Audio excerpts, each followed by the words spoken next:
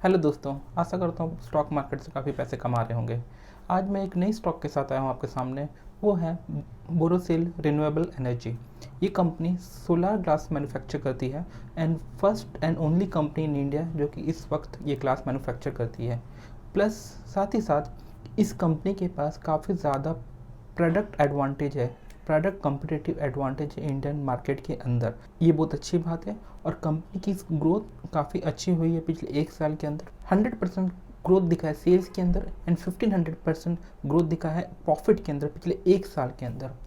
तो आप सबको तो पता ही होगा कि सोलार एनर्जी का डिमांड वर्ल्ड वाइड बढ़ते जा रहा है। हर एक कंट्री की गवर्नमेंट की अभी यही इनिशिएटिव रहती है कि उनको शिफ्ट होना है रिन्यूएबल एनर्जी में, सस्टेनेबल एनर्जी में from fossil fuel energy in the future, क्योंकि फॉसिल फ्यूल ख़त्म होने वाले हैं और एनवायरनमेंट में भी बहुत बुरा इम्पैक्ट करते हैं। तो सारी कंपनीज, बड़ी कंपनी जैसे गूगल हो गए, एप्पल हो गए, फेसबुक हो गए और बड़ी गवर्नमेंट, बड़ी बड़ी कंट्रीज की गवर्नमेंट जैसे कि यूएस हो गया, यूरोप हो गया, चाइना हो गया, इवन इंडिया, जो कि मूव करने की कोशिश कर रहा है रिन्यूएबल एनर्जी की तरफ फ्रॉम फॉसिल फ्यूल एनर्जी। तो आने वाले टाइम में सोलार एनर्जी की डिमांड बहुत ज़्यादा इंक्रीज़ होने वाली है। उससे क्या होगा कि सोलार ग्लास की भी डिमांड बढ़ने वाली है। सो आने वाले टाइम में सोलार एनर्जी का यूज़ बहुत ही कॉमन होने वाला है और बढ़ने वाला है। तो चलिए समझते हैं इस वीडियो में कि ये कंपनी कैसे क्या काम कर रही है और कैसा काम कर रही है और कैसे फ्यूचर में ये आपको अच्छा रिटर्न दे सकती है। मेरा नाम है केतन अग्रवाल, आपका investment coach. Let's start with the analysis.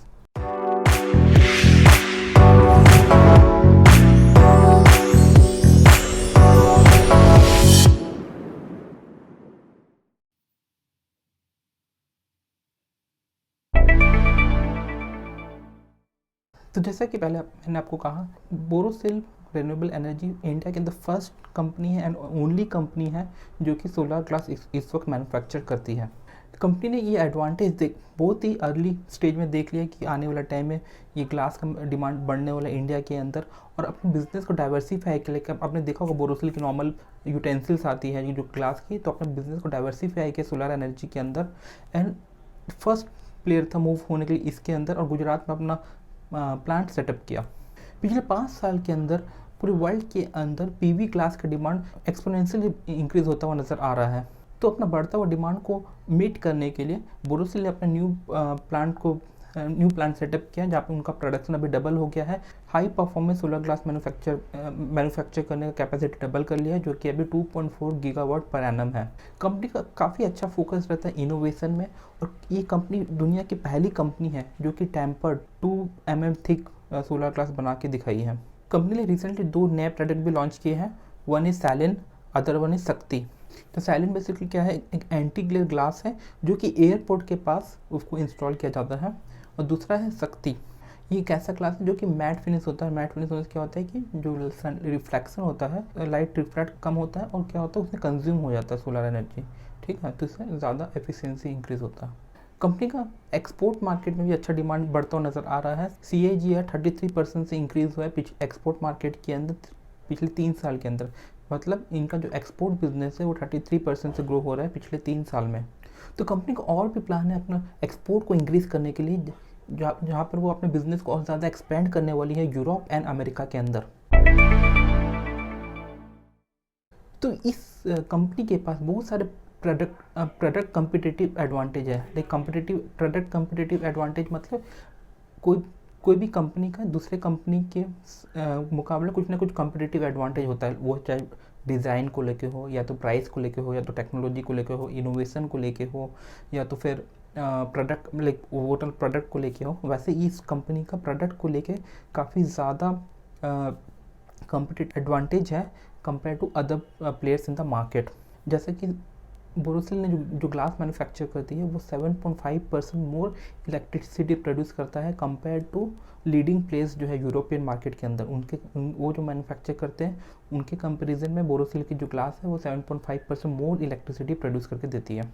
PID resistance भी है। PID मतलब पोटेंशियल इंड्यूस्ड डिग्रेडेशन। तो जो ओवर टाइम क्या होता है, जो सोलर ग्लास की जो कैपेसिटी है वो कम होती जाती है। तो यहाँ पे वो कंपनी का PID रेजिस्टेंस ग्लास है जो कि ज़्यादा इफेक्ट नहीं होता ग्लास को लॉन्ग रन में भी, और ये काफ़ी बेहतर है कंपेयर टू यूरोपियन प्लेस जो मैन्युफैक्चर कर रहे हैं यूरोपियन कंट्रीज़ के अंदर। ये कंपनी जो ग्लास मैन्युफैक्चर करती है उसके अंदर आयरन कंटेंट बहुत कम होता है, लाइक 76 से ppm मतलब पार्ट्स पर मिलियन। 1 मिलियन पार्ट में जो आयरन कंटेंट है वो 76 है, जो कि वर्ल्ड में लोवेस्ट है। और भी बहुत सारे कम्पिटिटिव एडवांटेज है, जैसे कि ये कंपनी एंटी रिफ्लेक्टिव ग्लासेस बनाती है। ग्लास एफिशिएंसी का जो एफिशिएंसी वैल्यू कंपेरेटिवली काफ़ी हाई है कंपेयर टू अदर्स प्लेयर, ठीक है। कंपनी पैटर्न ग्लास भी बनाती है, पैटर्न मतलब कुछ डिज़ाइनदार ग्लास भी बनाती है, जो कि आर्किटेक्चरल पॉइंट ऑफ व्यू से काफ़ी बेहतर है, जो कि अच्छे खूबसूरत बिल्डिंग में उसको इंस्टॉल किया जा सकता है। तो उसमें क्या होता है, बिल्डिंग का शो भी ख़राब नहीं होता है, at the same time electricity भी प्रोड्यूस होता है लो कॉस्ट में without affecting the environment. Company जो सेल्स है वो 38% से इंक्रीज़ हुआ है quarter on quarter. At present 194 crore था Q4 FY21 के अंदर। एंड ईयर ऑन ईयर जो कंपनी का सेल्स है वो 106% से ग्रो हुआ है। कंपनी का प्रॉफिट देखेंगे तो 509% से ग्रो हुआ है Q4 FY21 के अंदर, जो कि 67 करोड़ है। एंड ईयर ऑन ईयर की बात करें तो 1575% का ग्रो हुआ है एक साल के अंदर। बट यहाँ पे ध्यान रखने वाली एक बात ये है कि ये जो प्रॉफिट इतना जंप हुआ है वो सस्टेनेबल नहीं है, वो फ्यूचर में भी ऐसा ग्रोथ नहीं दिखा पाएगा।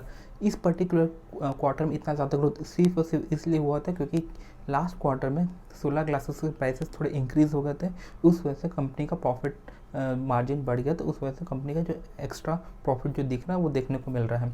बट ओवरऑल कंपनी का परफॉर्मेंस ख़राब नहीं है, इसको अगर साइड में भी रखते हैं तो ओवरऑल कंपनी का प्रोडक्ट का डिमांड अच्छा है, अच्छा ग्रो कर रही है। इंडस्ट्री में भी आने वाले टाइम में बहुत अच्छा फ्यूचर में ग्रोथ होता हुआ नज़र आ रहा है। बट कंपनी के पास कुछ चैलेंजेस भी जो कि हम आगे इस वीडियो में देखने वाले हैं, और कंपनी उससे कैसे डील कर रही है, गवर्नमेंट ने क्या सपोर्ट दिया है इस कंपनी को। तो बने रहिए इस वीडियो के साथ आगे जानने के लिए क्या फ़ायदा हो सकता है या क्या नुकसान हो सकता है इस कंपनी का आने वाले टाइम में। रेवेन्यू जो है इस कंपनी का 85% से ग्रो हुआ है ईयर ऑन ईयर।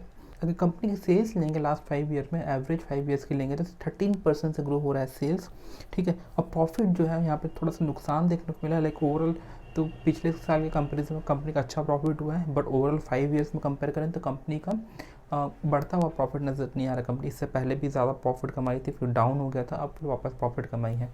तो बीच में एक रीज़न था कंपनी का स्टैग्नेशन का जो बीच में आया था, वो ये था कि कंपनी जो थी अपनी जो एग्जिस्टिंग फर्नेस थी, जो कि प्रोडक्शन कैपेसिटी थी उसको बढ़ा रही थी, उसकी वजह से जो कंपनी का प्रोडक्शन था वो बीच में हॉल्ट हो गया था, रुक गया था। बट अभी वो वापस अच्छे से चल रहा है, ठीक है। उस वजह से कंपनी का बीच में थोड़ा सा प्रॉफिट कम होता हुआ नज़र आया था, सेल्स कम होता हुआ नज़र आया था।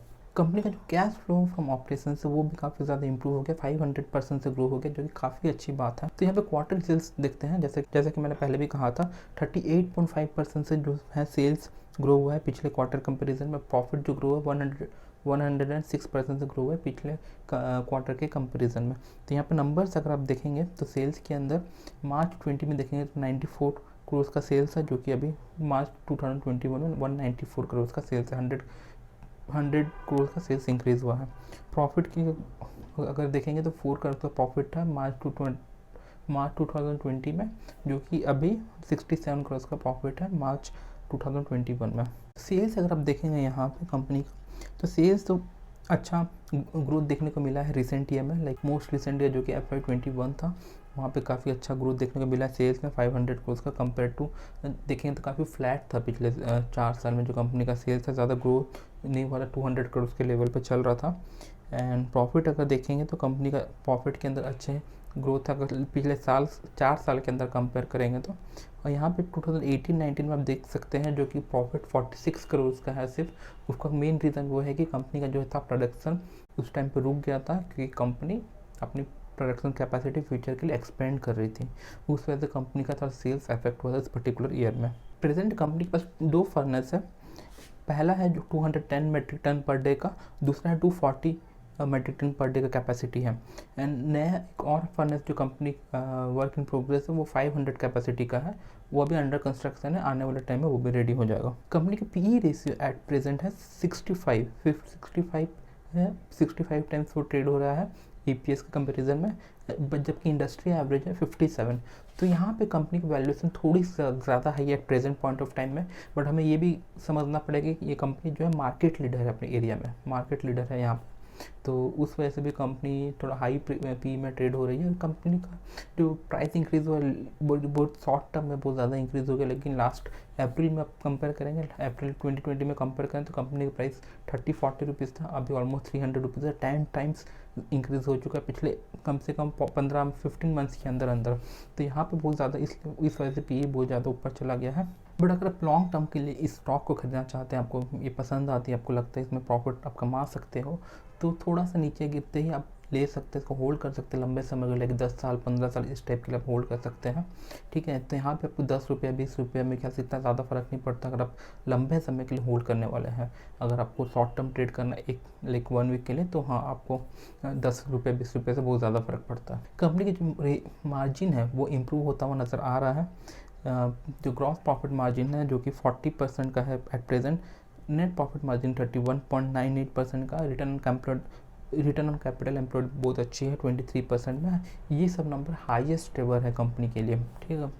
बट ये सब नंबर है कंपनी के मैनेजमेंट ने खुद कहा है कि ये सस्टेनेबल नहीं है, लाइक इससे इस क्वार्टर में जो रिजल्ट आया है प्रॉफिट मार्जिन इतने हाई, ये हमेशा इस रेट में नहीं आ पाएंगे।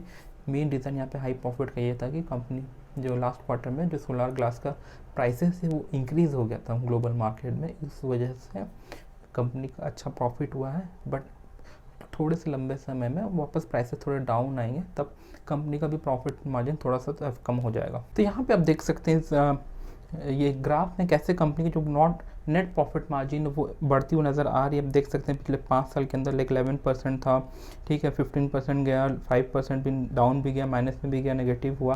थोड़ा सा कंपनी का बिजनेस भी अफेक्ट हुआ था बिकॉज ऑफ द कोविड, सारे जगह प्रोडक्शन रुक गए थे, लाइक कंस्ट्रक्शन रुक गए थे, उस वजह से कंपनी काफ़ी वहाँ पर थोड़ा सा लॉस हुआ था। बट वापस कैसे कंपनी रिकवर किया, 12% मार्जिन हो गया, नेट प्रॉफिट मार्जिन 7.5% है ना, फिर एट लास्ट 34%। तो यहाँ पर आप देख सकते हो ओवरऑल मार्जिन बढ़ता हुआ नज़र आ रहा है, सेल्स कैसा इंक्रीज़ होता हुआ नज़र आ रहा है टाइम के हिसाब से। तो ये काफ़ी पॉजिटिव है इस कंपनी के लिए।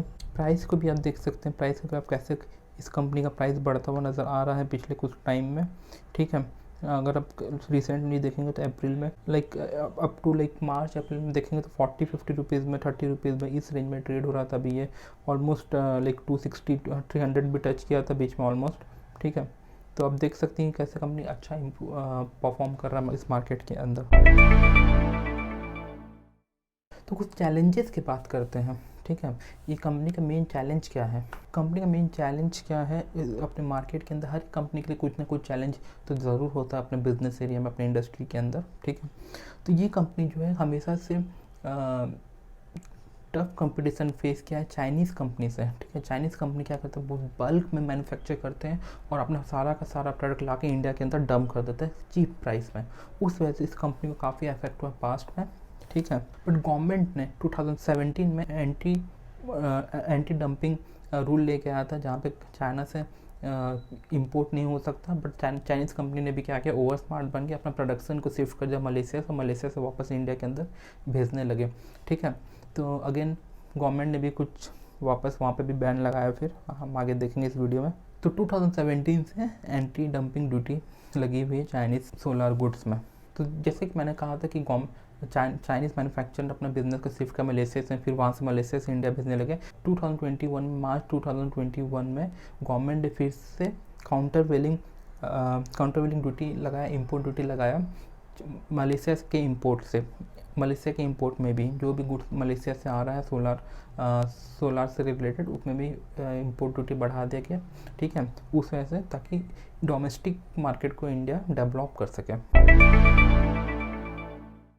तो जो एंटी डंपिंग ड्यूटी जो है चाइनीज़ कंपनी के अगेंस्ट, वो 2022 तक वैलिड है। बट ये कंपनी गवर्नमेंट के डिपार्टमेंट्स में रिक्वेस्ट किया है कि और 5 ईयर्स के लिए इसको इंक्रीज़ करने के लिए, ये ड्यूटी 5 ईयर के लिए जो लगा था उसको और 5 ईयर से इंक्रीज़ करने के लिए रिक्वेस्ट किया है। देखो होता है कि नहीं, ऐसा कोई गारंटी नहीं किया होगा, बट हो सकता है कि हो भी जाए। गवर्नमेंट ने सोलर इंडस्ट्री सपोर्ट करने के लिए भी काफ़ी स्कीम्स लेके आए पिछले 2-3 साल के अंदर। जैसे कि एक स्कीम है CPSU, एक है कुसुम के अंदर क्या होता है कि एग्रीकल्चर में जो पंप यूज़ होते हैं वो सोलार पावर्ड होना चाहिए। और गवर्नमेंट काफ़ी कुछ सब्सिडी भी प्रोवाइड करती है। अगर आप अपने घर पे सोलार पैनल लगा रहे हैं जो कि इंडिया के अंदर मैन्युफैक्चर हुआ, तो आपको वहाँ पे सब्सिडी का फ़ायदा होगा।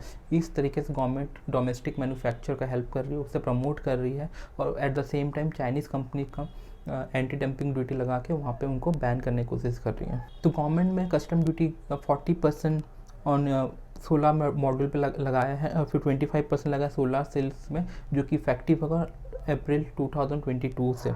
ठीक है, ये गवर्नमेंट ने अनाउंस किया है। यहाँ पे आप देख सकते हैं इस पर्टिकुलर इमेज में, जो कि गवर्नमेंट का ये मैंने यहाँ से गवर्नमेंट का नोटिस जो आया था, सर्कुलर आया था, उससे मैंने यहाँ से निकाला है। तो गवर्नमेंट का जो मोमेंटम है सोलर पावर को इंक्रीज़ करने के इंडिया के अंदर वो बढ़ गया है। गवर्नमेंट का टारगेट है 2022 तक 100 गीगावाट इलेक्ट्रिसिटी प्रोड्यूस होना चाहिए सोलर पावर के through, and by the end of 2030 300 gigawatt का प्रोडक्शन होना चाहिए इंडिया के अंदर सोलर पावर के थ्रू। तो अब देख सकते हैं कि कैसा आने वाला टाइम में इसका डिमांड बढ़ने वाला है, इंडस्ट्री कैसे शिफ्ट हो रहा है traditional way of producing electricity जैसा कि कोल के थ्रू होता है, वहाँ से शिफ्ट हो रहा है सोलार की तरफ, जो कि काफ़ी बेहतर है। तो ये अचीव करने गवर्नमेंट का अचीव करने के लिए गवर्नमेंट का जो डिमांड है वो इंक्रीज़ है, उसके लिए जो बोरोसिल कंपनी वो भी अपना मैन्युफैक्चर कैपेसिटी को और भी ज़्यादा एक्सपेंड करने का प्लान कर रही है फ्यूचर में। तो डिमांड जो है सिर्फ इंडियन मार्केट में ऐसा नहीं बढ़ रहा, फॉरेन मार्केट में भी ऐसा बढ़ रहा। यूरोपियन गवर्नमेंट का भी ऐसा ही बहुत सारे कंट्रीज़ के अंदर प्लान है कि सोलर पावर का प्रोडक्शन को इंक्रीज़ करें और ट्रेडिशनल मेथड को कम करें।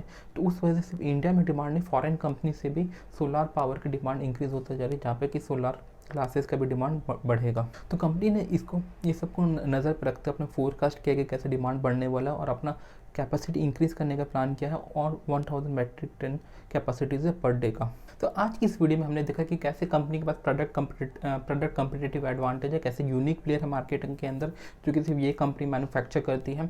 बहुत अच्छी बात है, वो कंपनी का फाइनेंशियल्स के अंदर भी काफ़ी इंप्रूवमेंट देखने को मिला है। सेल्स एंड प्रॉफिट कंपनी कैसे इंक्रीज़ हो रहा है, मार्जिन के अंदर इंप्रूवमेंट देखने को मिला है कंपनी, बट कुछ ना कुछ चैलेंज फेस करी फ्रॉम चाइनीज़ मार्केट से, बट उसके लिए गवर्नमेंट भी काफ़ी सपोर्ट कर रही है कंपनी को। कुछ इनिशिएटिव लिया गवर्नमेंट ने ड्यूटी बढ़ा के, जैसे कि चाइनीज़ प्लेयर से कंपटीशन को कम कर सके, और कंपनी की अच्छी मार्केट है यूरोपियन एंड अमेरिका के अंदर, एंड जहाँ पे कंपनी का डिमांड और भी बढ़ता हुआ नज़र आ रहा है, क्योंकि गवर्नमेंट इनिशिएटिव ले रही है अपने वहाँ के प्रोडक्शन को बढ़ाने के लिए, वहाँ पे सोलर कैपेसिटी को इंक्रीज़ करने के लिए, जो कि इंडिया के अंदर भी हो रहा है।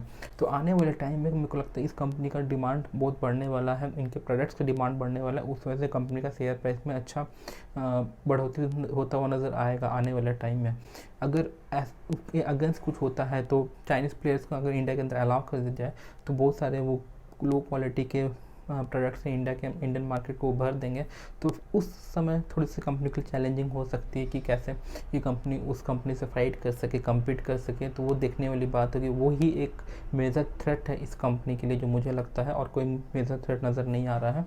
बट बहुत सारी रेपुटेड कंपनी से ऑर्गेनाइजेशन है जो कि रेपुटेड कंपनी से ही सिर्फ डील करना चाहती है, उन्हीं से ही खरीदना चाहती है। लाइक वो low cost low quality product खरीदने में बिलीव नहीं करते हैं। तो ठीक है, तो कम से कम उस टाइप की कंट्रीज, उस टाइप के कंपनीज़ को ये कंपनी तो आराम से अपनी इजीली प्रोडक्ट को सप्लाई कर सकती है, एंड कंपनी की कैपेसिटी अच्छी है, कंपनी की यूनिक प्रोडक्ट है, कम्पिटिटिव एडवांटेज है, लाइक हाई इलेक्ट्रिसिटी प्रोड्यूस करती है कंपेयर टू अदर कंपिटिटर्स। तो कुछ ऐसा भी नहीं होगा कि कंपनी पूरा मार्केट ही लूज़ कर देगी, ऐसा तो पॉसिबल मुझे लगता नहीं है। तो देखते रहिए क्या होता है इस कंपनी के साथ, और आपको अच्छी लगे तो आप बाय भी कर सकते हो, वो आपके ऊपर, आपको रिसर्च करना अपना, मेरे कहने पे अपना करें। ठीक है, तो आशा करता हूँ आज की मेरी यह वीडियो काफ़ी आपको इन्फॉर्मेटिव लगी होगी, आपको बहुत फ़ायदा भी दे सकती है। तो शेयर करें मेरी इस वीडियो अपने दोस्तों के साथ, जो भी स्टॉक मार्केट में ट्रेड करते हैं, उनको भी कुछ फ़ायदा हो जाए इससे। ठीक है, तो अगर मेरी वीडियो आपको पसंद आई तो प्लीज़ वीडियो को लाइक करें, सब्सक्राइब करें चैनल को, बेल आइकन को दबा दें ऐसी और भी वीडियो देखते रहने के लिए। चलिए चलता हूँ, bye, take care, happy investing.